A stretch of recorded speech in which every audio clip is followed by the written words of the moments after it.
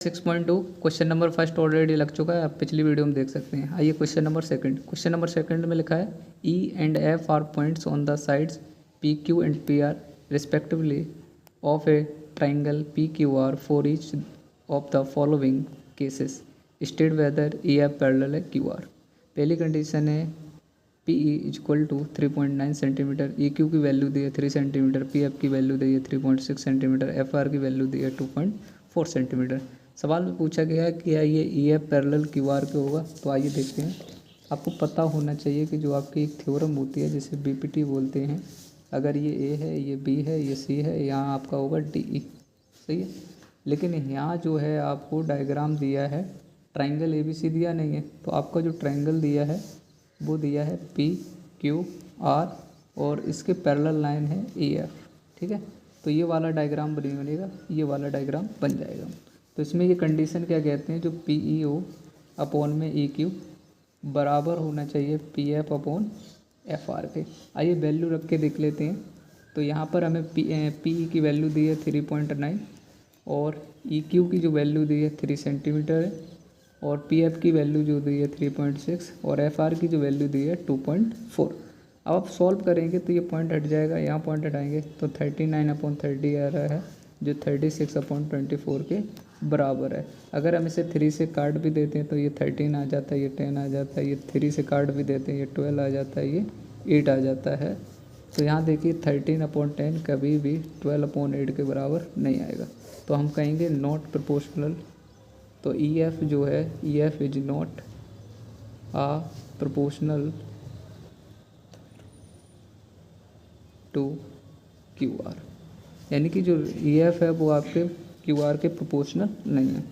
दूसरा सवाल आपको दिया है, इसमें पहले वैल्यू लिख लेते हैं। पी ई की वैल्यू 4 सेंटीमीटर है, क्यू ई की वैल्यू आपको दी है 4.5 सेंटीमीटर, पी एफ की जो वैल्यू है वो आपको दी है 8 सेंटीमीटर एंड आर एफ की जो वैल्यू है वो आपको दी है 9 सेंटीमीटर।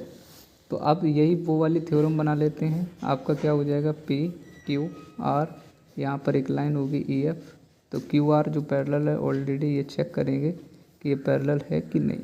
तो आइए चेक कैसे करेंगे। तो यहाँ लिखेंगे पी ई बटे में, यहाँ देख लेना है, बटे में आ जाएगा आपका क्यू ई बराबर होगा पी एफ अपॉन में क्या हो जाएगा आर एफ। तो वैल्यू रख लेते हैं। पी ई की वैल्यू दी है 4, क्यू ई की वैल्यू दी है 4.5 और पी एफ की वैल्यू दी है 8 और आर एफ की वैल्यू दी है 9। जब ये पॉइंट हटाओगे 0 आ जाएगा। आप इसे काटेंगे 5 से, 8 5 जब 40 और 9 5 जब 45, यानी कि 8/9 इक्वल टू 8/9, यानी कि वैल्यू बराबर हो गई। तब आप कह सकते हैं E F is a parallel to Q R. ठीक है। एक और सवाल दिया गया है, सवाल दिया है क्वेश्चन नंबर 3। इसमें वैल्यू दी है आपको P Q 1.28 centimetre, P R की वैल्यू दी है 2.56 सेंटीमीटर, पी की जो वैल्यू दी है 0.18 सेंटीमीटर, पी एफ की जो वैल्यू दी है 0.36 सेंटीमीटर। इसमें भी वही डायग्राम बना लेना है आपको। पी क्यू आर पैरेलल हो जाएगी ई एफ। चेक करना है E F parallel Q R है कि नहीं। अगर है तो इसकी वैल्यू होगी पी ई। देखिए यहाँ आपको ये ध्यान रखना है, यहाँ आपको पी ई दिया नहीं है, यहाँ क्या दिया है पी क्यू।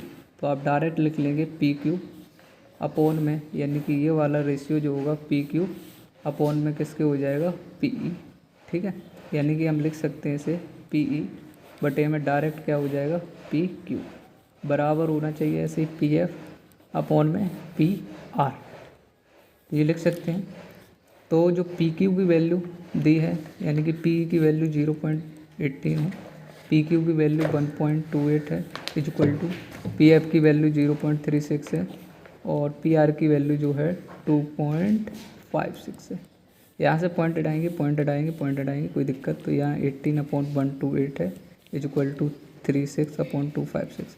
ये 2 से डिवाइड कर देंगे, यहाँ 18 आ जाएगा, ये 128 आ जाएगा। तो देखिए 18 1/28, 18/128, ये दोनों चीज़ें वैल्यू बराबर हैं। तो हम कह सकते हैं E F is a parallel to Q R. Thank you.